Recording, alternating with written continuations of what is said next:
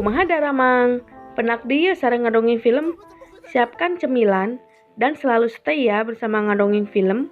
Mudah-mudahan kalian dalam keadaan sehat selalu, amin.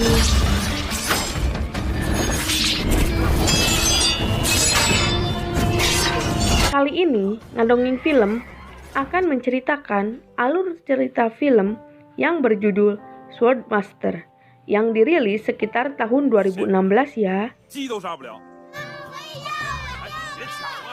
Film ini menceritakan tentang seorang master pedang yang berilmu tinggi, yang menyamar menjadi gembel ya, karena ia tidak ingin membunuh lagi, dan ia lebih memilih untuk mengasingkan diri dari dunia persilatan.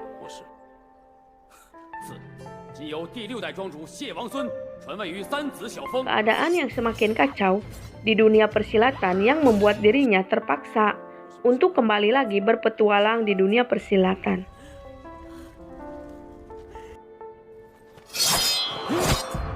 Bagaimana ya kisah si master pedang saat kembali lagi di dunia persilatan?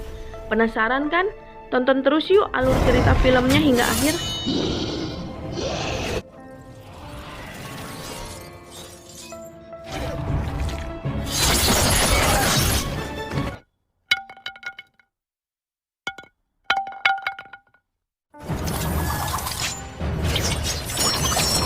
Film pun dimulai. Terlihat pembunuh bayaran yang bernama Yanshi. Ia mencari pendekar untuk diajak bertarung, untuk menemukan siapa yang terbaik menjadi pendekar pedang di dunia ini. Ketika itu, ia pun mendatangi pendekar yang adiknya telah dibunuh olehnya. Pendekar itu sangat senang Yanshi menghampirinya, karena ia tidak susah untuk mencari keberadaannya, untuk menuntut balas atas kematian adiknya itu.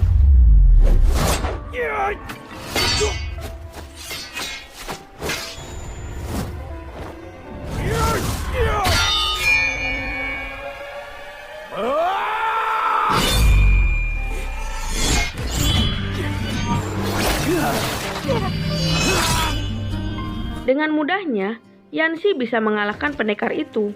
Dan saat itu juga, ia mendengar dari warga yang melihat pertarungan itu. Mereka mengatakan, hanya tuan ketiga yang bisa menandinginya.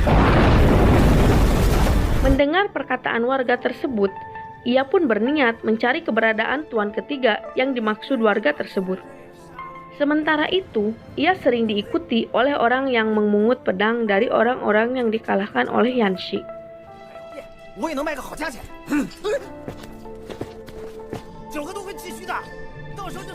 Malam itu pun perjalanan Yanshi menuju ke perguruan Juye King. Ia pun bertemu dengan Xiaochu, orang kepercayaan ketua Juye King, yang dimana perguruan itu diketuai oleh seorang wanita yang bernama Kyuti. Ketika itu, Kyuti meminta Yanshi untuk membunuh seseorang, yaitu tuan ketiga. Kyuti pun menceritakan kalau tuan ketiga itu bernama Xiao Feng. Xiao Feng meninggalkan ia ketika acara pernikahan mereka akan dilaksanakan. Bahkan Kyuti pun berani membayar mahal Yanshi untuk bisa membunuh Xiao Feng, tetapi Yanshi malah menolak bayaran dari Kyuti karena ia sedang mencarinya, karena ia ingin membuktikan siapa pendekar pedang yang sebenarnya. Tuan ketiga atau Xiao Feng merupakan pendekar pedang yang cukup tangguh, dan namanya pun harum di dunia persilatan. Entah mengapa, tiba-tiba Kyuti menyerang Yanshi, dan terjadilah pertarungan di antara mereka.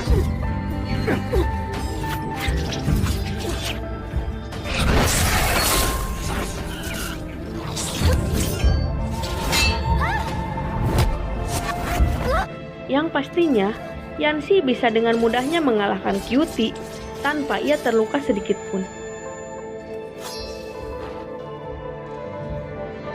Yanshi pun memutuskan untuk melanjutkan petualangannya itu mencari Xiao Feng, tuan ketiga, untuk bertarung dengannya. Namun ia sendiri tidak diikuti oleh orang yang selalu memungut pedang. Tibalah Yanshi di perguruan pedang agung. Dan seolah ayah Xiao Feng telah mengetahui kalau Yanshi akan datang mencari anaknya tersebut. Saat itu, ayahnya Xiaopeng mengatakan kalau anaknya yang bernama Xiaopeng telah meninggal dunia setelah kakak-kakaknya pun meninggal, dan saat ini ia pun tinggal sendirian. Tentu, Yanxi pun kecewa mendengar berita kematian Xiaopeng, dan ia pun menghancurkan tugu untuk memperingati kematiannya Xiaopeng. Dan di tempat itu, Yanxi pun membuat kekacauan.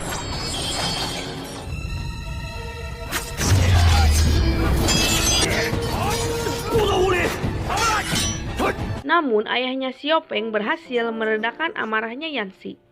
Dan ketika itu, Yanxi terlihat mengeluarkan darah. Terlihat Yanxi yang mengalami sakit.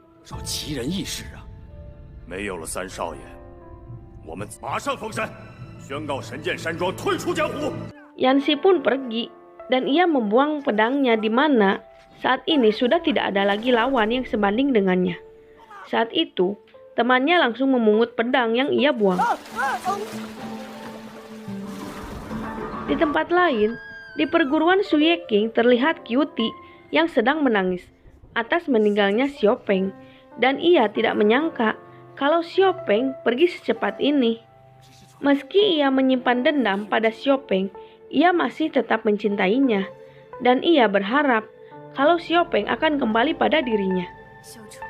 Ketika itu, Xiaochu pengawalnya mencoba menenangkannya, dan ia mengatakan kalau itu hanya siasat saja, karena Xiaopeng banyak sekali diburu oleh para pendekar sakti yang ingin menjajal ilmu pedangnya.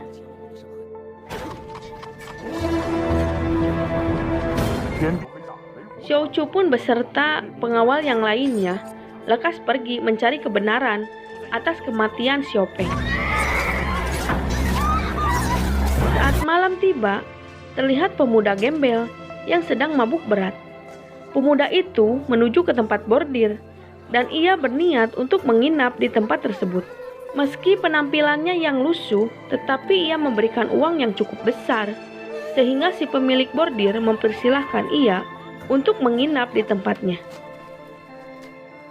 5 hari pun berlalu, si Germo menagih uang pada pemuda tersebut, dan ia menanyakan namanya. Karena ia tidak mengenal dirinya sendiri, memanggil pemuda itu dengan nama Aci. Karena ia tidak memiliki uang sewa, si Germo pun terpaksa mempekerjakan si Aci di tempat bordir miliknya itu untuk menebus 5 hari ia tinggal di tempatnya.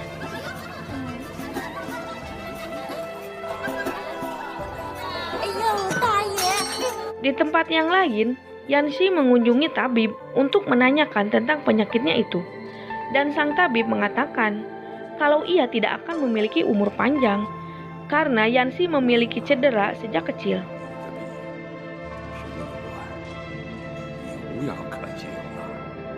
Lalu sang tabib memberikan obat pada Yanxi untuk mengobati rasa sakitnya itu.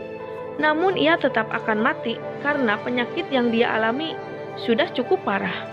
Mendengar penyakitnya yang parah, Yanxi pun memutuskan untuk kembali ke pegunungan, dan ia akan mempersiapkan pemakamannya sendiri kelak kalau dia mati. Sementara itu, di tempat bordir ada 2 orang pemuda yang membuat onar. Ia tidak mau membayar setelah mendapatkan servis di tempat itu. Aci yang berada di tempat itu mencoba mencegah kedua pemuda tersebut. Lalu ia ditusuk dengan pisau. Namun Aci tidak merasakan sakit setelah ditusuk-tusuk. Melihat Aci yang cukup kuat, kedua pemuda tersebut pun spontan ketakutan karena mereka menghadapi orang yang kuat. Meski penampilannya gembel, mereka pun memilih pergi dari tempat bordir itu. Aci pun ditolong oleh Xiaolin, gadis yang bekerja di tempat bordir tersebut. Karena merasa tak betah berada di tempat itu, Aci pun memilih untuk pergi. Akan tetapi ia bingung harus melangkah kemana. Saat di perjalanan, ia pun bertemu dengan seorang pria yang bernama Mao Se. Ketika itu, ia melihat Aci yang putus asa. Lalu Mao Se pun mengajaknya untuk bekerja dengannya dan tinggal bersamanya. Saat itu Aci diajak bertemu dengan keluarganya. dan ia disambut dengan baik di keluarga tersebut. Ternyata Mause memiliki adik perempuan yang lagi bekerja di luar kota. Suatu malam, Xiaolin pun mendapatkan tamu. Dan secara kebetulan juga, tamu itu menyiksa dirinya karena ia sudah tidak kuat lagi menanggung rasa sakitnya. Ia pun memutuskan untuk kembali ke rumah.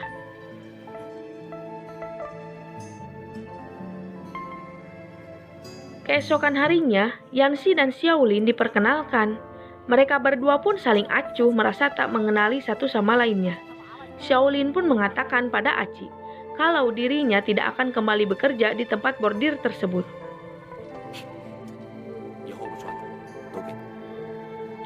Bos besar yang mengetahui kalau Xiaolin meninggalkan tempat bordir, ia pun langsung menyuruh anak buahnya untuk menjemput paksa Xiaolin untuk kembali bekerja padanya. Ternyata Xiaolin menjadi bintang di tempat bordir itu karena banyak sekali tamu yang menanyakan Xiaolin, dan ia merupakan aset yang berharga untuk tempat usaha bordir. Saat Xiaolin berada di pasar, ia pun dijemput paksa oleh anak buah bosnya itu. Dan di sana ada Shao Feng.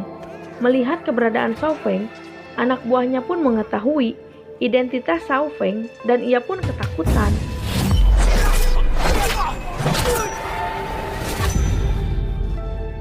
Yanxi yang tak sengaja melewati tempat tersebut membuat anak buah bos bordir semakin ketakutan.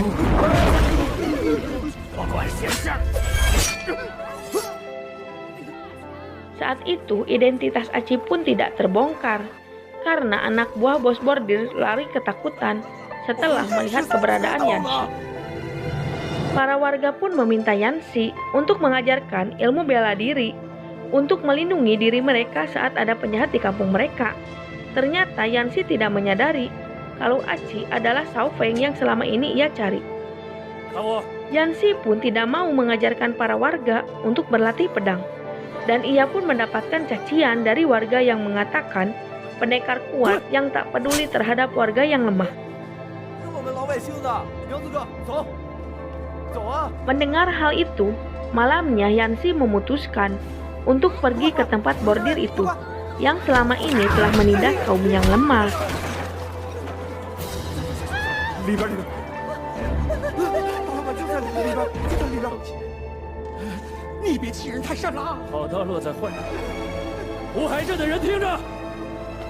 Bos besar tempat bordir pun telah mati di tangan Yanxi, dan para warga pun sangat senang mendengar berita itu. Sejak saat itu, Yanxi pun semakin akrab dengan para warga sekitar, dan Yanxi pun mengajarkan Aci ilmu pedangnya.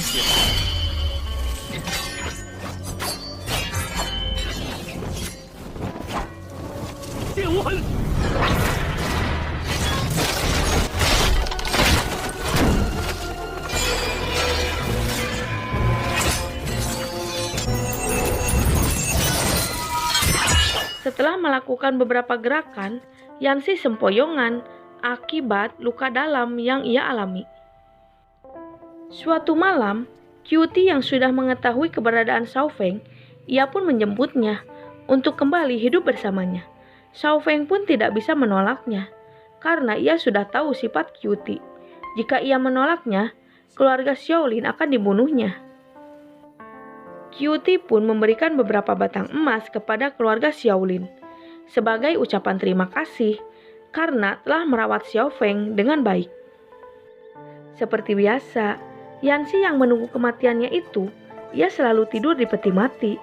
Tak selang beberapa lama, temannya pun datang dan memberitahu kalau tuan ketiga alias Xiao Feng masih hidup. Mendengar itu, Yanxi pun langsung bangkit dan siap bertarung.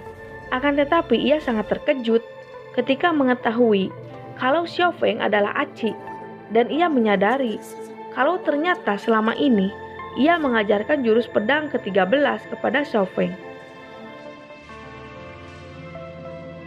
Akhirnya mereka berdua pun bisa bersama, namun prinsip mereka terus bertentangan.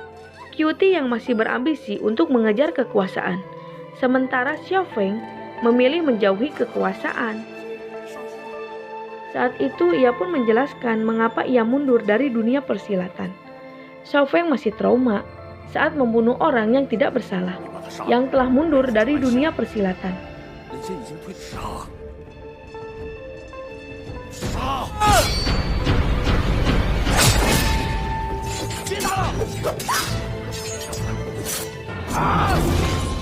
Sejak kejadian itu, ia pun memutuskan untuk mundur dari dunia persilatan dan memilih untuk menjadi orang biasa.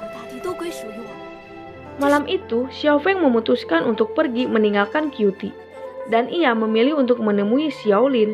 Di saat itu, ia juga tersadar kalau Qiuti akan mencarinya, dan ia akan menghabisi keluarga Xiaolin. Benar saja, tak selang berapa lama, pasukan yang dipimpin Xiao Chu menyerang desa Xiaolin.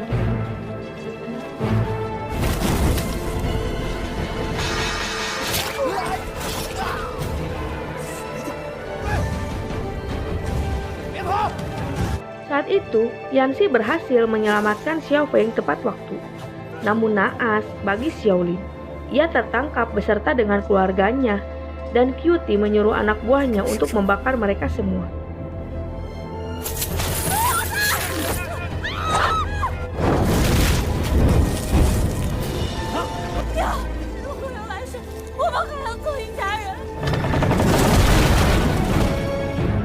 Keesokannya, mereka berdua pun melihat kampung Xiaolin.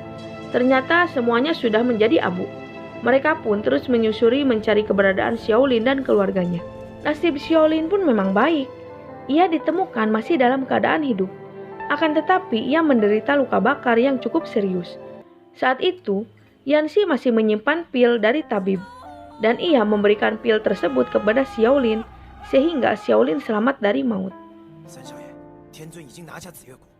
Melihat Xiao Feng hanya terdiam, membuat Yanxi kesal. Yanxi terus meminta kepada Xiao Feng untuk ia turun gunung membalaskan orang-orang yang tertindas.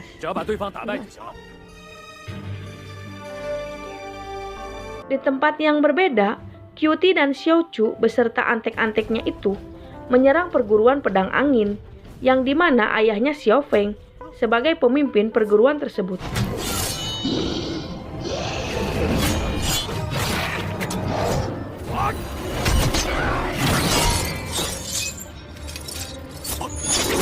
Qiuti menyerang mereka dengan racun. Dengan cara itu, pasukan pedang angin banyak yang tumbang.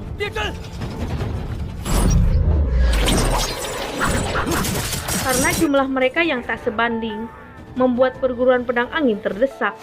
Saat yang bersamaan pula datanglah Yanxi dan Xiao Feng membantu pertahanan mereka.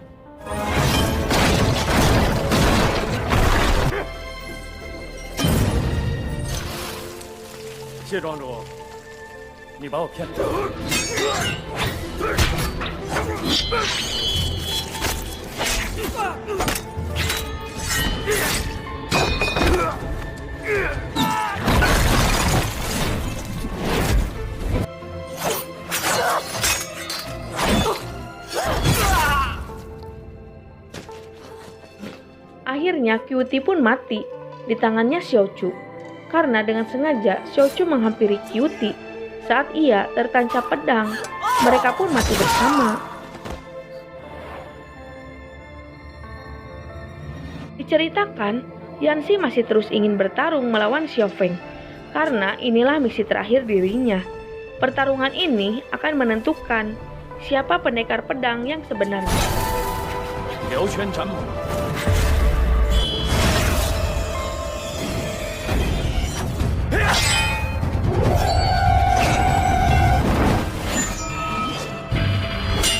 Xiao Feng pun bisa memenangkan pertarungan itu, dan Yanxi pun akhirnya mati di tangan pendekar pedang.